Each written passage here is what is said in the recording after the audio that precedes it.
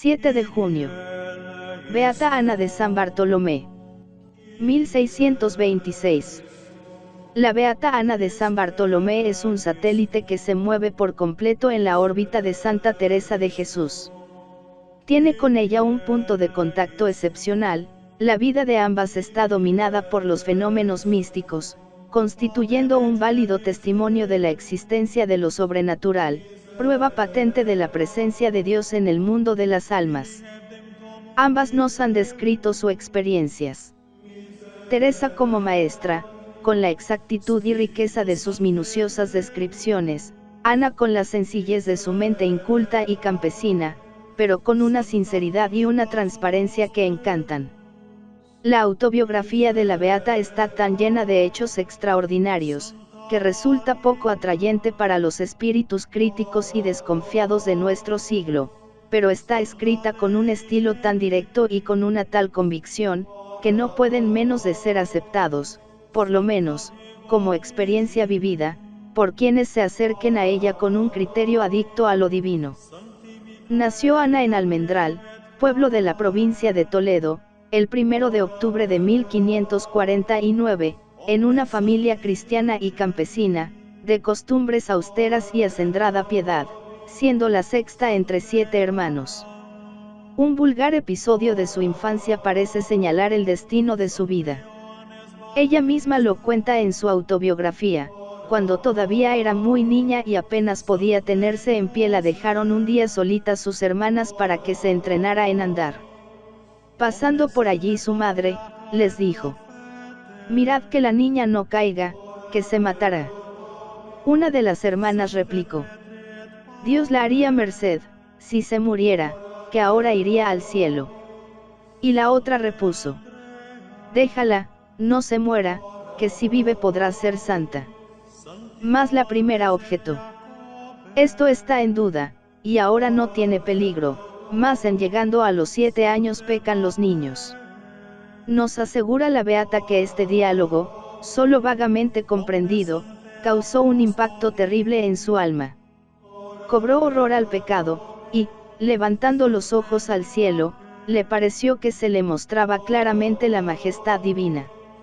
Es posible que una elaboración posterior fuese llenando de contenido la primitiva impresión, pero lo cierto es que su vida queda marcada desde sus albores con el signo de lo sobrenatural. Y cuando cumplió 7 años la encontraban con frecuencia llorando y, preguntada por el motivo, respondía: «¿Por qué tengo miedo de pecar y condenarme?». Cuando contaba apenas 10 años perdió a sus padres, y sus hermanos la obligaron a guardar el rebaño que poseía la familia. Ana aprendió con el contacto del campo a relacionarse con Dios, a quien veía presente en la creación. Gustaba de pasar las horas muertas con el pensamiento en el cielo, absorta en contemplación, y ya desde entonces se entrenó en continuos coloquios con Cristo, que, nos asegura, se le aparecía continuamente en figura de niño que conversaba con ella. Lo sentía junto a sí y le hacía partícipe de sus pensamientos y preocupaciones. La Beata interpreta estas experiencias como si se tratara de una presencia real y corporal de Cristo, mas acaso no pasasen de visiones imaginarias producto de su fantasía infantil excitada por el pensamiento de Cristo, hacia el cual encauzaba toda la capacidad sensitiva de su alma. Lo cierto es que vivía en continua presencia de Dios. Nota que fue la característica de su vida toda bajo diversos aspectos conforme al desarrollo de la gracia en su alma y al diverso grado de madurez espiritual. Al llegar a los 21 años, sus hermanos quisieron casarla y le buscaron para marido un mozo gallardo y de buena posición. La joven estaba decidida a consagrarse al Señor y, con hábil estratagema, logró burlar las pretensiones familiares, presentándose ante su presunto esposo tan desastradamente ataviada, que no fue aceptada. Durante mucho tiempo continuó la insistencia de sus familiares y fue tanta la guerra que le hicieron, que faltó muy poco para que se rindiera.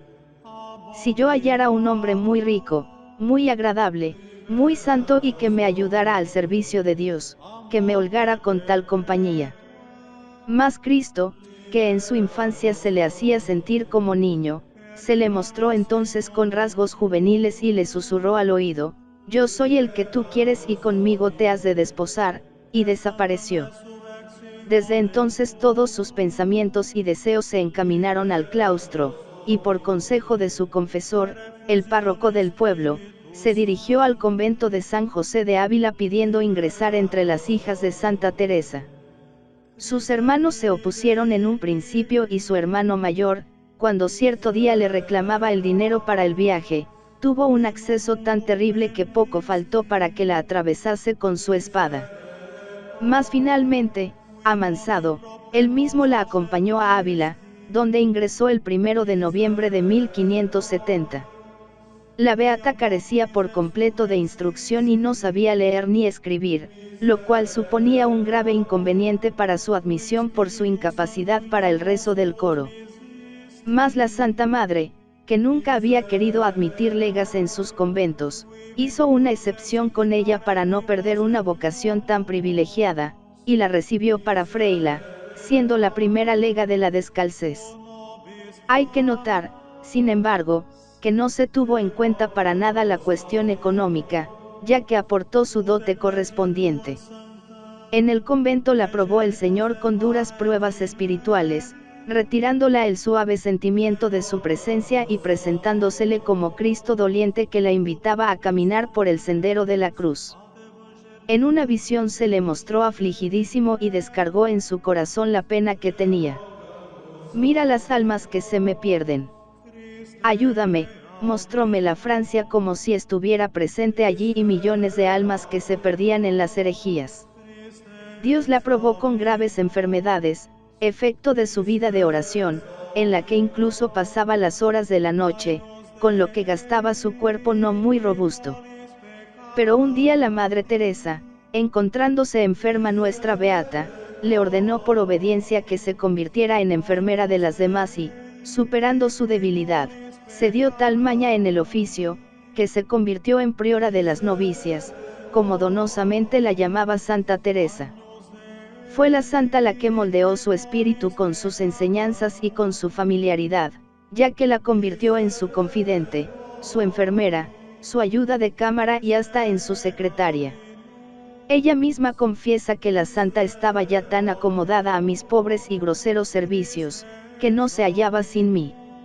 Como la beata Ana no sabía escribir, se lamentaba Teresa de ello, porque hubiera querido que la ayudase a llevar su copiosa correspondencia. Por dar gusto a la madre se empeñó con tal entusiasmo en conseguir aprender a escribir, que lo consiguió con solo copiar la letra de la santa y con tal rapidez que se tuvo por todos como verdadero milagro. Cuando en 1579 se autorizó de nuevo a Santa Teresa para que reanudase la visita de sus conventos y su actividad de fundadora, tras el obligado reposo de 2 años en Ávila, quiso llevar como compañera a la beata Ana de San Bartolomé, que la acompañó en sus últimas peregrinaciones, las más duras y trabajosas, a lo largo de todos los caminos de Castilla. A la pluma de la beata debemos las vívidas descripciones de estos trabajos, que completan las trazadas por Teresa en el libro de las fundaciones. Ana la acompañó a las de Malagón, Villanueva de la Jara y Burgos, y se hizo su presencia tan necesaria a la santa, que no sabía ponerse en camino sin su compañía. En la última enfermedad de Santa Teresa la beata no se apartó de su lado, olvidándose de comer y de dormir, y tal era el consuelo que le daba el verse por ella atendida que, cuando se alejaba, reclamaba insistentemente su presencia. Ella la asistió en su agonía y tuvo reclinada entre sus manos durante varias horas la cabeza de la Santa Madre hasta que en ella se expiró. Muerta la santa se convirtió Ana de San Bartolomé en oráculo para las descalzas, que a ella acudieron en su ilusión de conocer los detalles de la vida y enseñanzas de su madre, que ella mejor que nadie conocía.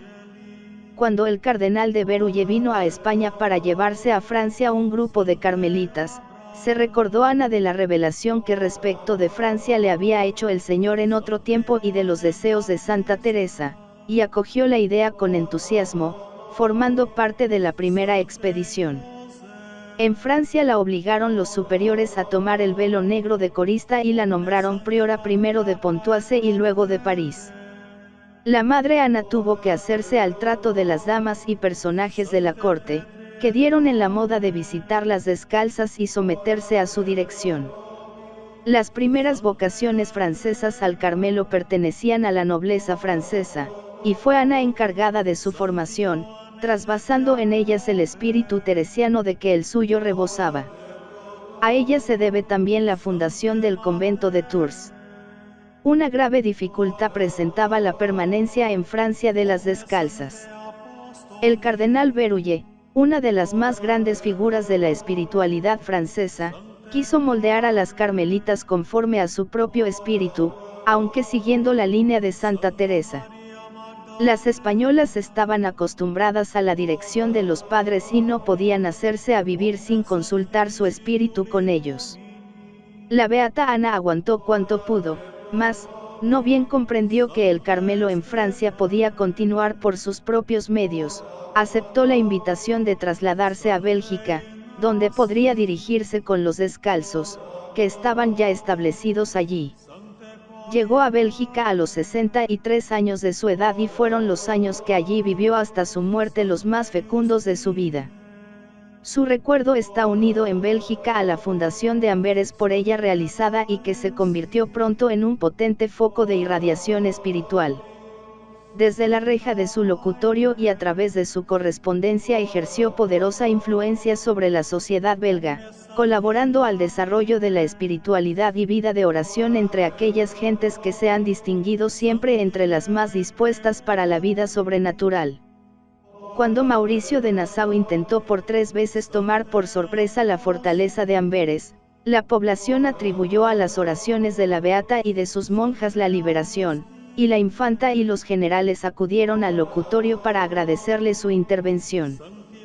Murió la beata Ana de San Bartolomé el 7 de junio de 1626, precisamente el día de la Santísima Trinidad, cuya presencia sintió de manera especial en su alma durante los últimos años de su vida. Su memoria perdura viva en el Carmelo y en la ciudad de Amberes, que en los días terribles de la Guerra Mundial volvió a encomendarse a ella, atribuyendo a su mediación protectora el haberse visto libre de la destrucción.